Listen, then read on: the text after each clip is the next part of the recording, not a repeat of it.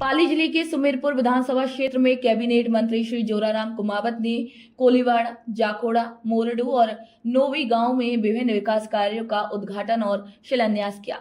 इसी दौरान ग्रामीणों ने मंत्री का पारंपरिक माला और साफा पहनाकर भव्य स्वागत किया।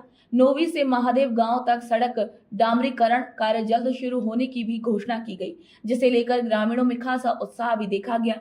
कार्यक्रम में मंत्री ने सरकार की कल्याणकारी योजनाओं की जानकारी दी और कहा कि विकास कार्यों में कोई भी कमी नहीं आने दी जाएगी। उपखंड अधिकारी श्री कालूराम कुम्हार ने जल संरक्षण को लेकर ग्रामीणों को शपथ भी दिलाई।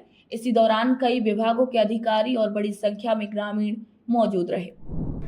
नौवी ग्राम में, मोरडू में, जाखोड़ा और कोलीवाड़ा में, इन चारों ग्रामों में 4 पेयजल की नई टंकियां बनाने का शिलान्यास, कई रोडें बनाने का बन गई उसका उद्घाटन के काम और पंचायत समिति, जिला परिषद, ग्राम पंचायत द्वारा कराए हुए विकास कार्यों के उद्घाटन के काम है।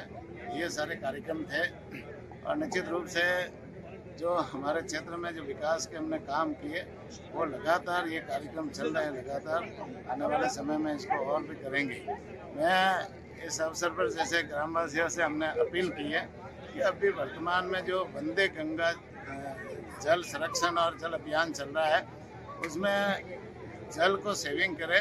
हमारी जो पुरानी बावड़ियाँ है, हमारी पुराने कुएँ हैं, हमारे पुराने तालाब है या और भी जल के संरक्षण जो सोर्स है उनको वापस पुनर्जीवित करें और उनको पुनर्जीवित करें, उसका उपयोग में ले लें। साथ ही साथ में घर का पानी घर में, खेत का पानी खेत में और गांव का पानी गांव में रखें और इस तरह के व्यवस्था करें, इस तरह के सोर्स बनाएं जिससे ये पानी बाहर नहीं जाए, जिससे हमारा नीचे जो जल स्तर है वो जल स्तर भी बढ़ेगा।